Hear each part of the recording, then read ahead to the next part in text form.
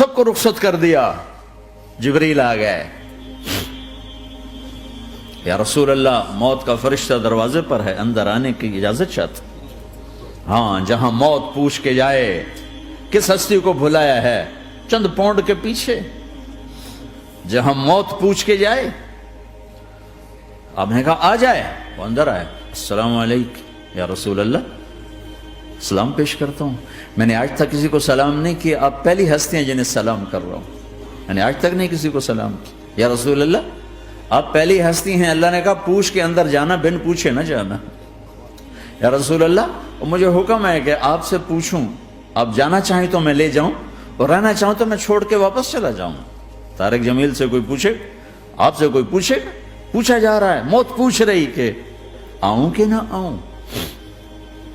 تو آپ نے کہا اگر میں اجازت دے دوں تو میری جان نکالو گے؟ کہاں جی نکالوں گا. تو آپ نے جبریل کو دیکھا, کیا کہتے ہو, کیا کہتے ہو؟ تو جبریل نے عرض کی یا رسول اللہ, اللہ آپ کی ملاقات کے شوق میں. او میرے بھائیو بہنوں, ایسی موت مانگو اللہ سے. جب جا رہے ہیں تو اللہ خوش ہو رہا.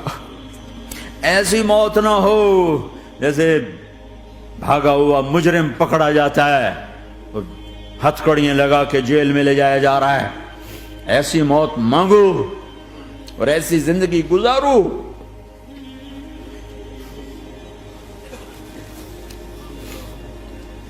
موت ہمارے لیے راحت نہیں, اللہ خوش ہو رہا. جب سعد بن معاذ کا انتقال ہوا تو آپ نے فرمایا, میرے نبی نے فرمایا, سعد بن معاذ بڑے صحابہ میں ہیں, میرے نبی نے فرمایا کہ آج اللہ کا عرش خوشی سے جھوم اٹھا ہے. چونکہ وہاں تو جا رہے ہیں نا, یہاں سے نکلنا ہے, وہاں تو پہنچنا ہے, وہاں تو خوشی ہے, یہاں غم ہے. تو آپ نے کہا, میرے نبی نے فرمایا کہ آج میرے اللہ کا عرش سعد کے پہنچنے پر خوشی میں جھوم اٹھا ہے. ایسی موت مانگو کہ اللہ کا عرش بھی خوشی سے جھومے, اللہ بھی خوش. کیا کر رہے ہو, کدھر جا رہے ہو؟ اس دھوکے کے گھر, اس مچھر کے پر, اس مکڑی کے جالے, اس دکھوں کے گھر, اس غموں کی دنیا میں کیا ڈھونڈتے ہو؟ جاؤ اللہ کو ڈھونڈو, جاؤ اس کے حبیب کو ڈھونڈو, جاؤ مزے کی زندگی یہاں گزارو, مزے کی نیند قبر میں پوری کرو, اور جنت میں ہمیشہ کی راحتوں کے مالک بن جاؤ.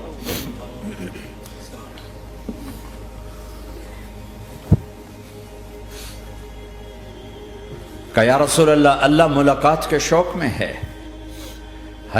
تو میرے نبی فرماتے کہ میرے حسنین کا کیا ہوگا؟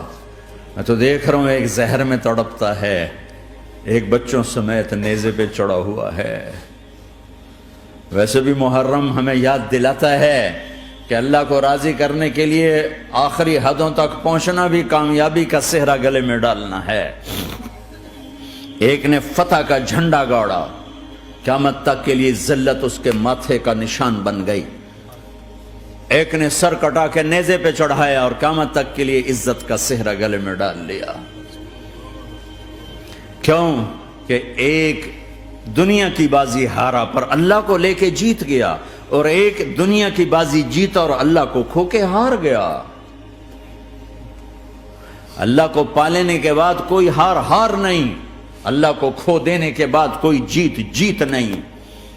اللہ کو اپنا مطلب بناؤ, اللہ کو مطلب بناؤ, اللہ کو مطلب بناؤ, اللہ کو اپنی زندگی کا مقصد بناؤ. ہے جبریل واپس جاؤ اور اللہ سے پوچھ کے آؤ میرے بعد میری امت کے ساتھ کیا کرے. ہائے واہ یا رسول اللہ. ہر کوئی اپنے بچوں کے لیے پریشان ہوتا ہے کہ میرے بچوں کا کیا بنے گا. آپ کہہ رہے ہیں میری امت کے ساتھ کیا کرے گا میرا اللہ. جاؤ اللہ سے پوچھ کے آؤ, میں پھر جواب دوں گا.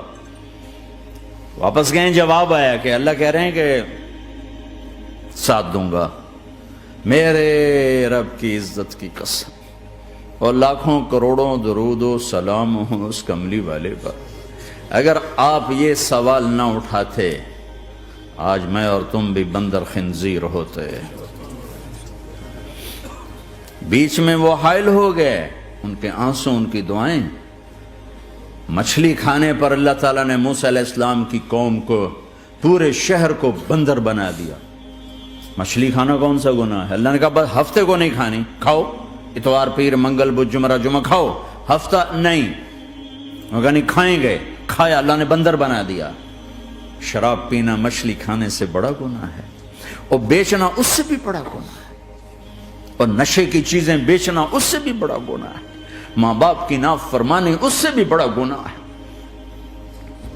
میرے نبی سے پوچھا گیا یا رسول اللہ قیامت کب آئے گی؟ کہا اللہ کو پتا ہے. کہا کوئی نشانی بتا دیں، کوئی نشانی بتا دیں. تو آپ نے فرمایا جب ماؤں کو ذلیل کیا جائے گا قیامت آ جائے گی.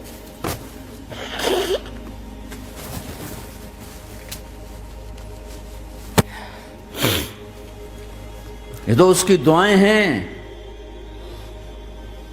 بیچ میں آ کے کھڑی ہو جاتی ہیں.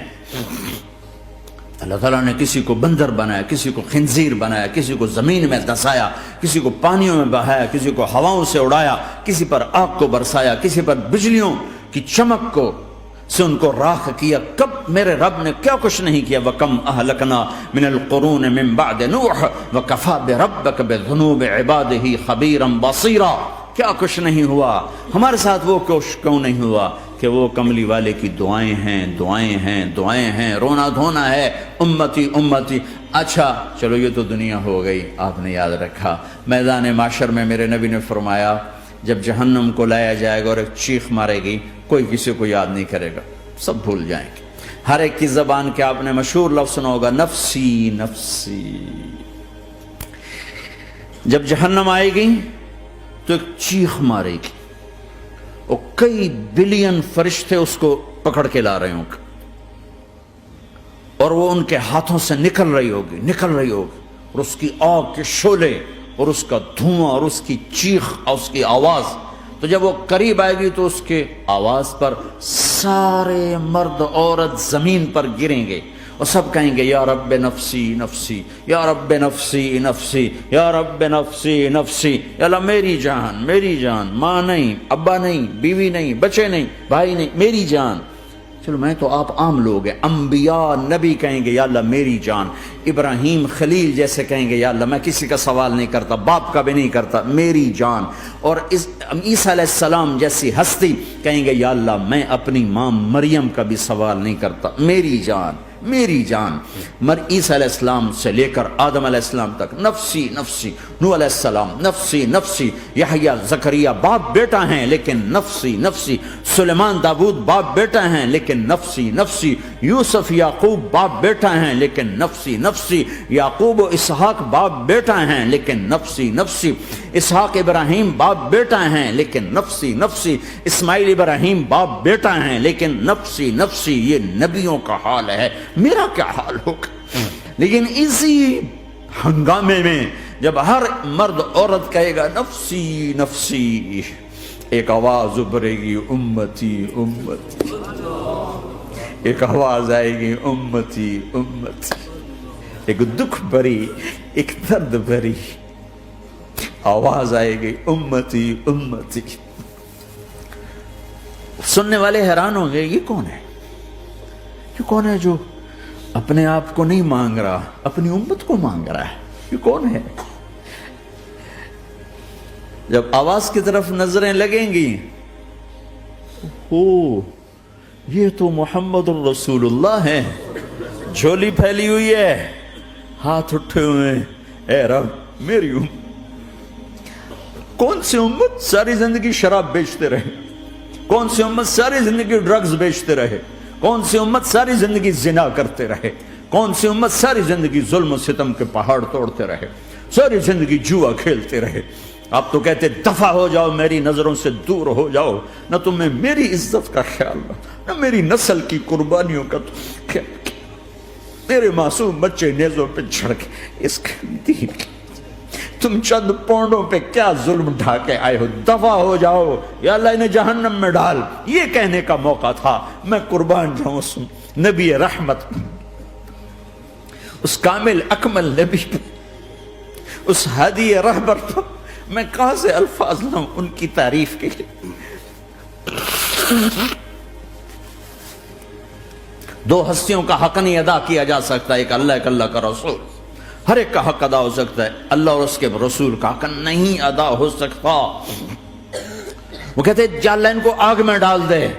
انہوں نے نہ مجھے دیکھا، نہ میرا گھر دیکھا، نہ میرے پیٹ پہ پتھر دیکھے، نہ میرا راتوں کو تڑپنا دیکھا، نہ میرا مچلنا رونا دیکھا، نہ احد میں ٹوٹے دانت دیکھے، نہ طائف میں بکھرا خون دیکھا، نہ کربلا میں اولاد کے سر نیزوں پہ چڑھے دیکھے۔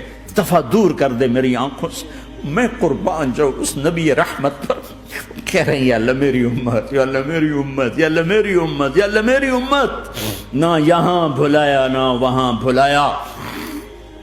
آپ کے لیے ممبر آئے گا، میرے حبیب بیٹھو، تو آپ کہیں گے اب مجھے خیال آئے گا اگر میں بیٹھا تو یہ مجھے لے کے جنت میں نہ چلا جائے، اور اللہ کہہ رہا بیٹھو تو میں کیا کروں گا؟ میں خود زمین پہ کھڑا رہوں گا، ممبر پہ ہاتھ رکھ دوں گا کہ اللہ تیری مان لی، میں ہاتھ رکھا ہوا ہے، لیکن میں بیٹھوں گا نہیں کہ میں اپنی امت کا آخری حساب کروا کے ہی جاؤں گا، ایسے نہیں جاؤں گا۔ آؤ بھائی، ہمارا نیا سال ہمارا سال تو محرم سے شروع ہوتا ہے۔